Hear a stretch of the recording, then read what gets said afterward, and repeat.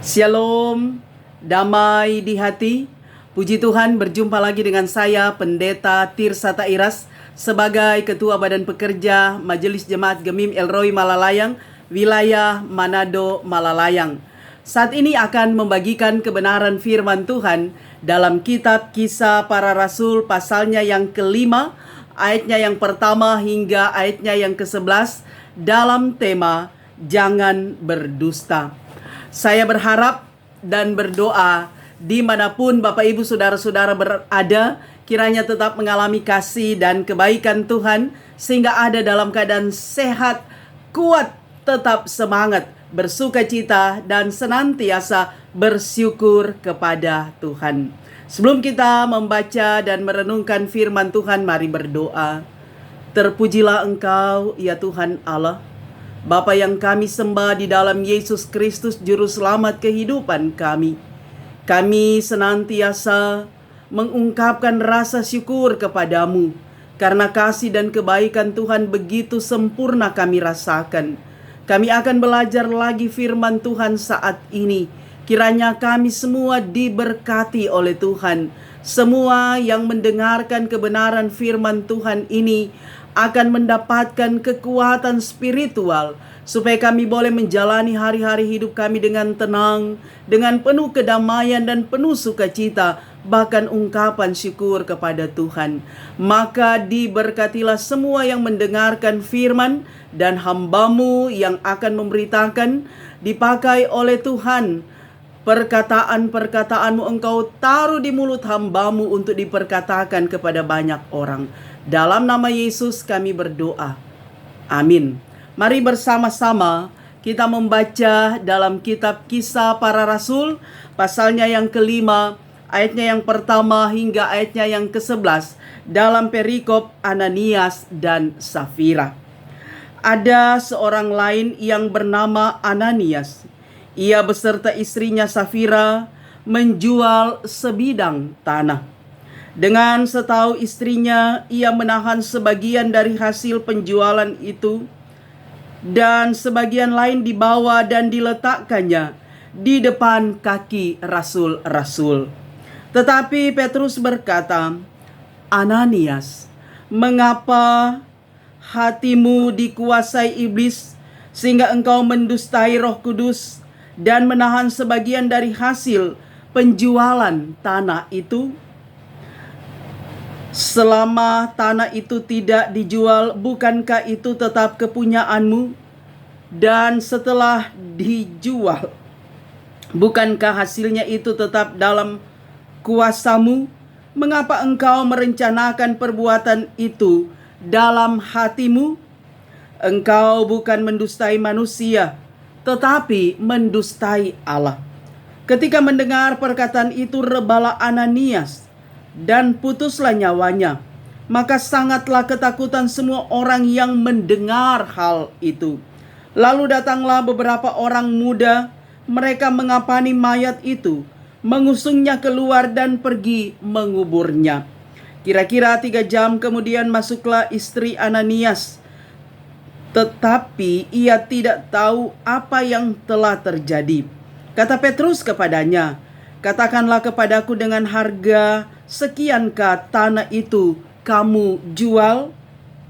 Jawab perempuan itu, "Betul, sekian."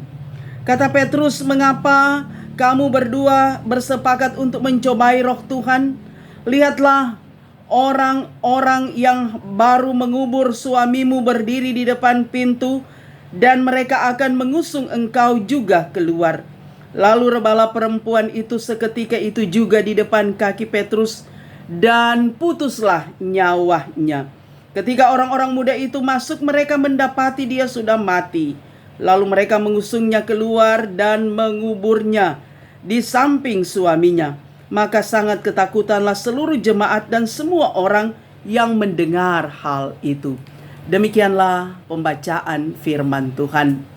Bapak, Ibu, saudara-saudara yang kekasih di dalam Tuhan, puji Tuhan karena kita sudah ada di bulan Juni, di bulan yang ke-6 di tahun 2024. Semua saya percaya ada dalam keadaan sehat, kuat, penuh sukacita, diberkati oleh Tuhan.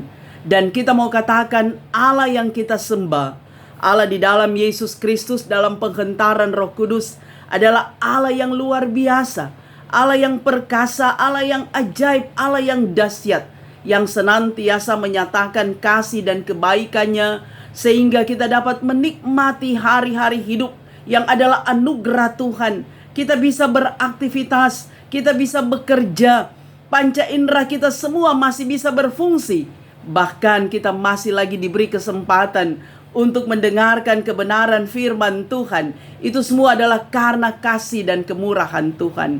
Karena itu saya percaya dimanapun Bapak Ibu Saudara-saudara berada, pasti akan terus mengalami kebaikan Tuhan dan akan senantiasa mengucap syukur dalam segala situasi yang kita alami, kita lewati. Karena semua diizinkan Tuhan untuk kita nikmati.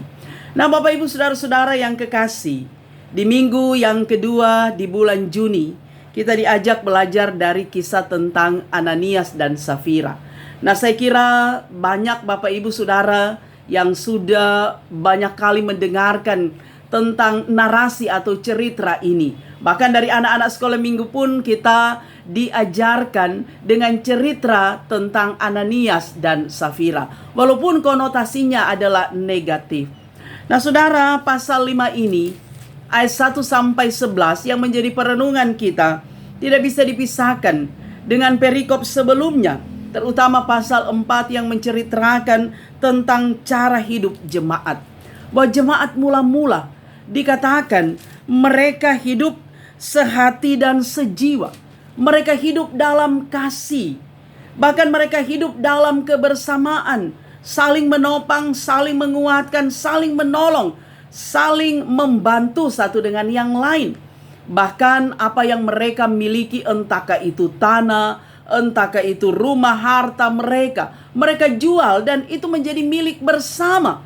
Sehingga ada keseimbangan antara satu dengan yang lain. Mereka tidak dikekurangan, tapi mereka sangat bersuka cita. Padahal mereka ada dalam tekanan di masa-masa sulit.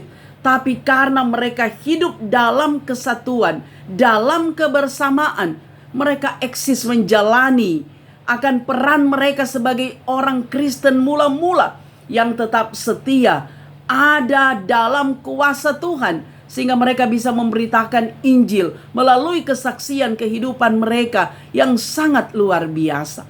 Nah, saudara-saudara, sekali lagi mereka menjual milik pribadi mereka dan itu mereka gunakan bersama-sama. Tetapi saudara, kisah tentang Ananias dan Safira itu merupakan satu kisah yang unik, karena dikatakan jemaat mula-mula termasuk di dalamnya Ananias dan Safira, mereka tidak hidup benar di hadapan Tuhan. Mereka menjual milik mereka, tetapi tidak 100% mereka bawa kepada rasul-rasul. Mereka persembahkan kepada Tuhan. Mereka masih menahan sebagian hasil dari apa yang mereka jual. Nah, ketika Petrus bertanya harga sekiankah dari penjualan tanah dari suami istri Ananias dan Safira, Ananias berkata iya. Sehingga Rasul Petrus katakan bahwa engkau tidak berdusta kepada manusia, tetapi berdusta kepada Tuhan Allah. Nah, apa yang terjadi dengan Ananias? Saudara, Ananias dia mati setelah dia berdusta kepada Tuhan. Nah, ketika Safira istrinya datang, Petrus bertanya dengan harga sekiankah? Maka Safira juga katakan iya. Bahwa Safira juga dia membenarkan dusta dari suaminya. Padahal mereka tidak menyerahkan semuanya kepada Tuhan, kepada rasul-rasul untuk digunakan dalam pekerjaan pelayanan. Dan apa juga yang terjadi dengan Safira? Dia juga sama dengan istrinya Ananias. Mereka mati mengenaskan, mati secara percuma, sia-sia saudara. Karena mereka tidak berdusta kepada manusia, tapi berdusta kepada Tuhan Allah. Mereka tidak dikuasai oleh roh Tuhan, tetapi oleh roh iblis. sehingga mereka melakukan dosa di hadapan Tuhan Allah. Padahal saudara, arti Ananias, arti Safira, apalagi Safira itu artinya beautiful, cantik, manis, tetapi tidak sama dengan karakter, dengan perilaku dari seorang Safira. Bahkan juga Ananias, karena pasangan suami istri ini mereka kolusi, mereka sekongkol, berdusta kepada Tuhan dan berdusta kepada rasul-rasul, kepada manusia. Tidak sepenuhnya mereka menyerahkan hasil penjualan tanah mereka untuk dipakai dalam kerja pelayanan. Nah, saudaraku yang kekasih di dalam Tuhan, pesan yang hendak disampaikan kepada kita. Pertama, sebagaimana tema perenungan kita saat ini, jangan berdusta. Saudara, kadangkala orang berpikir bahwa badusta, berbohong, batowo, itu adalah dosa yang kecil, biasa-biasa saja. Sehingga kadang orang merasa bahwa badusta itu bukanlah dosa, saudara. Terbiasa, menjadi kebiasaan badusta. Entahkah badusta kepada istri, kepada suami, anak kepada orang tua kepada anak, kepada sahabat. No? Karena dianggap biasa, bukan dosa, sehingga hari-hari boleh badusta. Nah, saudara, kita lihat dari bacaan kita ini, karena badusta mereka mati dengan sia-sia. Nah, saudara, tidak ada dosa kecil dan tidak ada dosa besar. Karena ada orang menganggap badusta itu dosa kecil, saudara, di ujung kuku. Nanti membunuh, merampok, narkoba, mencuri, itu adalah dosa besar. Tidak, saudara. Namanya sesuatu itu menyakiti hati Tuhan. Namanya sesuatu itu menyakiti hati orang lain. Itu adalah dosa, termasuk badusta. Saudara, orang yang suka badusta, dia bisa mengkhianati pasangan hidup. Perselingkuhan itu terjadi dimulai dari dusta. Ketika suami mulai badusta kepada istri, istri mulai badusta pada suami, maka akan terjadi pengkhianatan, akan terjadi perselingkuhan. Karena itu ada lagu pop dari Bruri, Pesolima, dan Dewi Yul. Jangan ada dusta di antara kita. Antara suami istri, pasangan hidup, jangan ada dusta. Karena dusta itu akan menjadi toksik, akan jadi racun dalam pernikahan. Perselingkuhan sekali lagi terjadi karena ada dusta. Karena itu, saudara, jangan biarkan pikiran kita, hati kita dikuasai oleh kebohongan, oleh dusta, oleh hoax. Karena itu adalah toksik yang akan meracuni, yang akan merusak hubungan intim antara suami dan istri. Tuhan tidak ingin didustai oleh manusia. Sedangkan manusia dengan manusia rasa kecewa, tersakiti ketika badusta. Sedangkan masih batunangan ketika pacar mendustai, sakit hati. Nah, apalagi ketika sudah ada dalam pernikahan, suami istri akan sakit hati ketika toksik dusta itu, kebohongan hoax itu ada dalam rumah tangga. Dan kita melihat akibatnya bagi Safira dan Ananias, mereka mati karena mereka berdusta pada Tuhan, berdusta kepada manusia. Saudara, kadangkala kita berpikir bahwa tidak ada orang liar berdusta, tapi ingat, Tuhan melihat kita. Tuhan tahu perkataan-perkataan kita ini benar atau tidak. Tuhan tahu isi hati kita. Tuhan tahu jalan pikiran kita. Karena itu jangan mempermainkan Tuhan. Tuhan tidak ingin kita hidup dalam kebohongan. Tuhan tidak ingin ada toksik, racun-racun, dusta dalam kehidupan kita. Karena itu sangat merusak hubungan keluarga, hubungan persahabatan, hubungan persaudaraan. Lebih baik, saudara, kebenaran yang menyakitkan daripada dusta yang menyenangkan. Kebenaran yang menyakitkan, orang yang badengar, biar dia sakit asal betul. Jangan towo, jangan dusta, cuma baking sorga telinga. Karena itu sekali lagi yang akan menyakitkan siapapun itu, dan tidak ada orang yang suka dibohongi. Kemudian, saudara, yang kedua dari bacaan kita mau dikatakan bahwa biarlah hati kita Biarlah pikiran kita dikuasai oleh roh Tuhan. Bukan roh iblis, bukan roh setan, bukan roh kejahatan. Karena kalau kita dikuasai oleh roh Tuhan, kita akan mengekspresikan hal-hal yang baik. Baik perkataan kita, sikap, tindakan kita, itu adalah hal-hal yang membawa sukacita, menjadi berkat bagi banyak orang. Tapi ketika hati dan pikiran dikuasai oleh roh jahat, kita tidak akan tenang dalam kehidupan kita. Yang benar bisa jadi salah, salah bisa jadi benar. Hitam boleh jadi putih, putih boleh jadi hitam. Karena kita dikuasai bukan oleh roh Tuhan, tetapi anak-anak Tuhan yang dikuasai oleh roh Tuhan. Dia akan selalu hidup benar. Dia akan selalu hidup jujur, hidup setia, rajin, bertanggung jawab, bahkan melakukan apa yang Tuhan inginkan di komunitas manapun. Kalau roh Tuhan yang berkuasa atas kehidupan kita, maka kita akan senantiasa jadi berkat, membawa shalom, membawa sukacita dan kegembiraan. Kita akan mampu beradaptasi seperti jemaat mula-mula, hidup dalam kebersamaan, hidup dalam kasih, hidup yang saling menguatkan, hidup yang saling menopang, hidup yang saling membangun, hidup yang saling mendoakan. Kita akan menjadi support system bagi orang lain, dimulai dari keluarga, tapi juga ketika kita keluar berkomunikasi, ada orang lain, ada jemaat, ada masyarakat, kita saling menguatkan kalau hidup kita dikuasai oleh roh Tuhan. Karena itu beri ruang Tuhan berkuasa dalam hati kita. Beri ruang Tuhan berkuasa dalam pikiran kita. Beri ruang dalam keluarga kita. Tuhan ada. Tuhan yang mengendalikan kehidupan kita seutuhnya. Sehingga kita akan selalu hidup dalam penuh kesukacitaan. Hidup yang menjadi berkat, yang membawa kegembiraan bagi banyak orang. Kemudian saudara, yang terakhir kita lihat di sini, bahwa Ananias dan Safira, mereka tidak mempersembahkan yang terbaik untuk Tuhan. Mereka masih mencintai diri mereka sendiri. Mereka masih suka menikmati kenikmatan duniawi.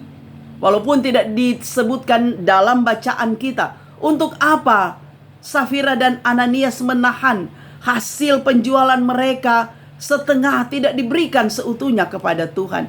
Tapi paling tidak saudara, kenikmatan duniawi, keinginan duniawi seringkali merasuk kehidupan kita, sehingga kita tidak memberikan hidup kita seutuhnya kepada Tuhan. Kadang orang bakon cudu kepada Tuhan Allah. Akibatnya sia-siakan seperti Ananias dan Safira. Tapi belajar dari firman Tuhan ini saudara, kita diingatkan, mari kita mempersembahkan yang terbaik. Persembahkanlah tubuhmu sebagai persembahan yang hidup, yang kudus, dan yang berkenan kepada Tuhan Allah. Seperti yang dikatakan Rasul Paulus dalam kitab Roma. Persembahkan hidup kita, seantero kehidupan kita, jangan setengah-setengah saudara. Mari kita beri yang terbaik untuk Tuhan. Mari kita persembahkan hidup kita seutuhnya kepada Tuhan. Karena tubuh, jiwa, roh kita ini adalah milik Tuhan. Tuhan menjadikan kita begitu sempurna. Bahkan Tuhan memberikan akal budi kepada kita. Tuhan memberi hikmat kepada kita, agar supaya apa yang kita tampilkan dalam kehidupan ini betul-betul mencerminkan bahwa kita ini adalah anak-anak Tuhan. Kita ini adalah milik kepunyaan Tuhan. Karena kita telah dibayar lunas dengan darah Kristus. Karena itu saudara, siapapun kita, mari kita memberi yang terbaik untuk Tuhan. Persembahkanlah hidup kita yang terbaik untuk Tuhan. Kalau Tuhan punya, kasih Pak Tuhan. Kaisar punya, kasih Pak Kaisar. Toh? Kita tahu apa yang terbaik saudara. Dan ketika kita memberi yang terbaik, Tuhan balas berkat yang berlipat ganda dalam kehidupan kita. Tuhan tahu kebutuhan kita. Tuhan tahu akan segala apa yang kita perlukan dalam kehidupan ini. Tuhan tahu segala kekurangan kita, isi dompet kita Tuhan tahu saudara.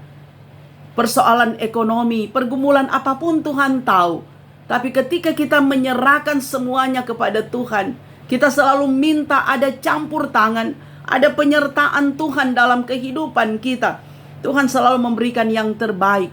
Tuhan selalu menyediakan berkat asalkan kita setia, asalkan kita taat kepada Tuhan, berjalan di jalan yang benar, jalan yang Tuhan kehendaki, maka berkat Tuhan akan dilimpah ruahkan dalam kehidupan kita. Jangan menjadi seperti keluarga Ananias dan Safira. Mari saudara, kita menjadi keluarga Yusuf dan Maria yang selalu hidup dalam kerendahan hati, hidup dalam ketulusan, hidup dalam kejujuran, sehingga dipakai Tuhan menjadi sarana berkat bagi banyak orang. Mari saudara, kita mengoreksi kehidupan kita dengan firman Tuhan ini. Ketika masih ada akar pahit, ketika masih ada dusta, masih ada kebohongan, mari kita minta Roh Kudus. Roh Kudus yang gerakkan kehidupan kita, sehingga semua dusta itu dihancurkan dengan mesin penghancurnya Tuhan, yaitu Roh Kudus, agar supaya kita bisa menikmati berkat Tuhan. Kita tidak berakhir pada kematian yang sia-sia, tapi kehidupan kita akan bermanfaat. Kita akan mengedukasi orang lain melalui kehadiran kita dimanapun berada, bahwa hidup setia kepada Tuhan adalah hidup yang diberkati oleh Tuhan. Tuhan memampukan kita untuk senantiasa hidup sebagaimana yang Tuhan kehendaki.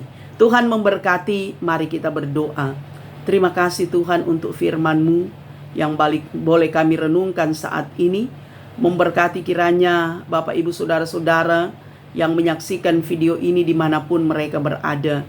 Biarlah menjadi keluarga-keluarga yang sungguh diberkati seperti Yusuf dan Maria, sehingga segala kebohongan, dusta, bahkan dosa-dosa yang lain itu semua dihancurkan oleh kuasa Roh Kudus, sehingga hidup taat dan setia di hadapan Tuhan. Mereka yang mendengarkan video ini dalam keadaan sakit, Tuhan sembuhkan, Tuhan pulihkan, Tuhan jamah dan kuatkan. Mereka yang dalam keadaan kecewa, lemah dan sakit hati, kehilangan harapan, Tuhan kuatkan dan Tuhan berkati mereka. Kami percaya Tuhan bahwa Roh Tuhan yang memberkati semua yang mendengarkan firman Tuhan ini. Sekalipun hamba-Mu sudah berhenti menyampaikan firman, tapi Tuhan pakai terus media sosial YouTube ini jadi saluran berkat bagi banyak orang. Dalam nama Yesus kami berdoa. Amin. Demikianlah kebenaran firman Tuhan. Saya Pendeta Tirsa Tairas terus berharap kiranya Bapak Ibu Saudara-saudara akan mendukung YouTube channel Tirsa Tairas dengan cara nonton video, dengarkan kebenaran firman Tuhan. Berikanlah jempol, like, berikanlah komentar-komentar yang membangun. Dan jika berkenan, bagikanlah video ini di media sosial yang Bapak Ibu Saudara miliki. Dan jangan lupa tekan lonceng supaya ada notifikasi dari setiap update video saya. Tuhan memberkati.